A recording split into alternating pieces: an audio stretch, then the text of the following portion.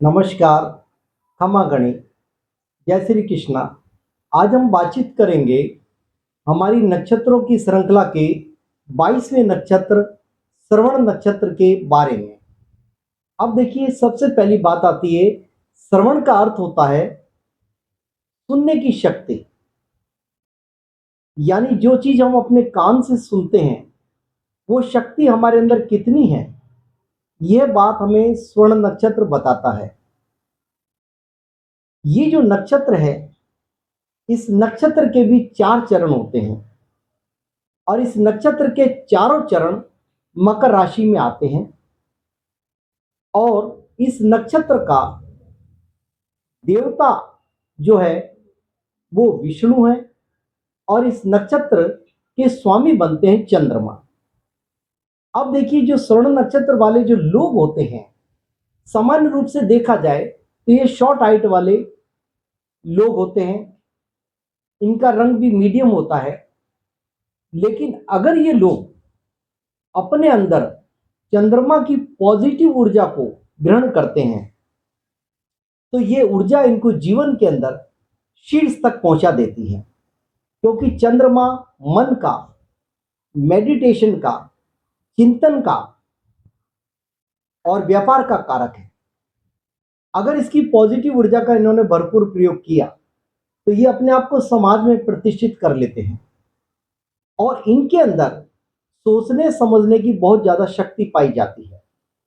इनकी सलाह बहुत अच्छी होती है।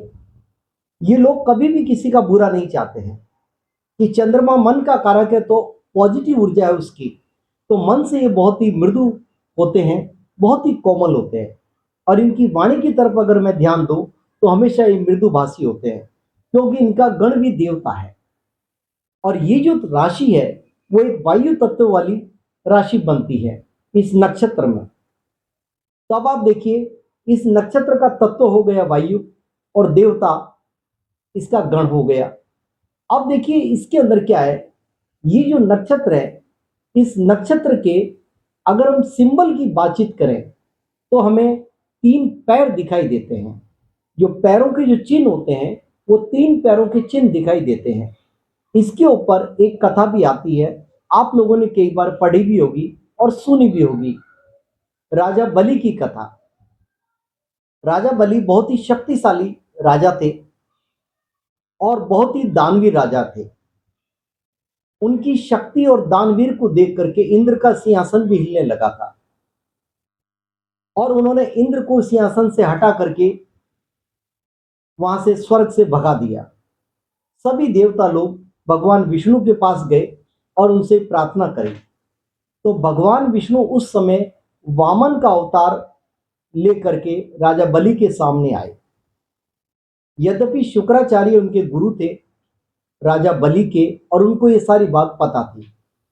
क्योंकि राजा बलि एक दानवी राजा थे, तो विष्णु ने उनसे कहा कि मुझे 3 पैर धरती चाहिए।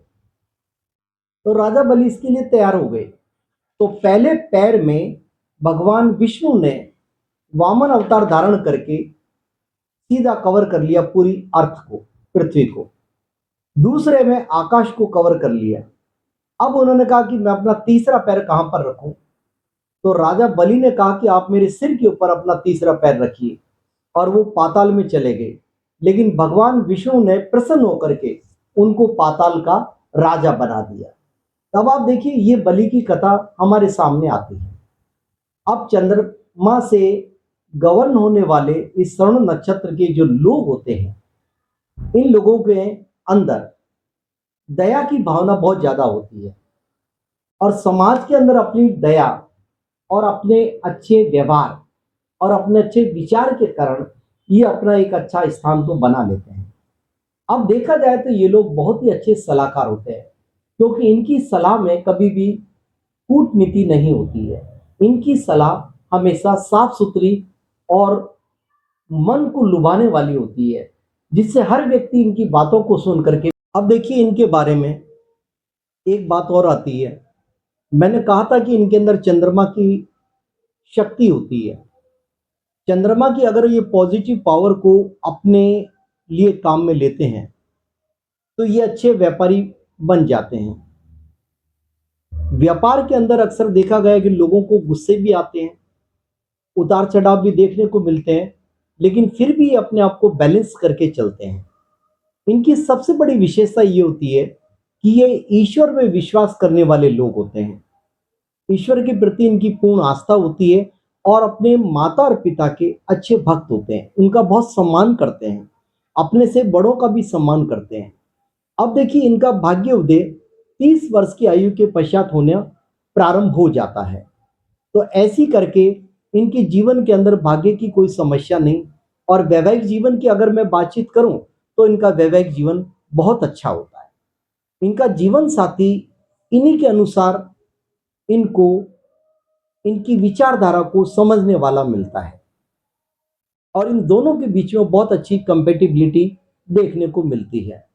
अब हम बातचीत करते हैं श्रवण नक्षत्र के लोगों को कौन कौन सी बीमारियां होती हैं। सामान्यतः देखा जाए तो खांसी जुकाम बुखार जो मौसम के बदलने से होने वाली बीमारियां हैं। इसके अलावा इनको लंग्स और ब्रोंकाइटिस जैसी बीमारियां भी हो सकती हैं। अब बात करते हैं इनके प्रोफेशन की। प्रोफेशन इनका, देखिए मैंने अभी कहा था कि इनमें सुनने की क्षमता होती है, बोलने की क्षमता होती है, तो इनका प्रोफेशन सबसे बढ़िया होता है टीचिंग का। किसी कॉलेज में प्रोफेसर हो सकते हैं, अच्छे हीलर हो सकते हैं और अच्छा मैनेजमेंट करने वाले हो सकते हैं। होटल लाइन के अंदर ये जा सकते हैं, एक अच्छे एडवोकेट हो सकते हैं और अच्छे प्लानर हो सकते हैं। ये सभी प्रोफेशन इनके लिए बहुत अच्छे होते हैं और आशा करता हूं कि आपको मेरा ये वीडियो पसंद आएगा और आप अपने अच्छे कमेंट्स जरूर दीजिए। और अंत में मेरा निवेदन, मेरे चैनल को सब्सक्राइब करिए, शेयर करिए और हमारा उत्साहवर्धन करते रहिए। धन्यवाद।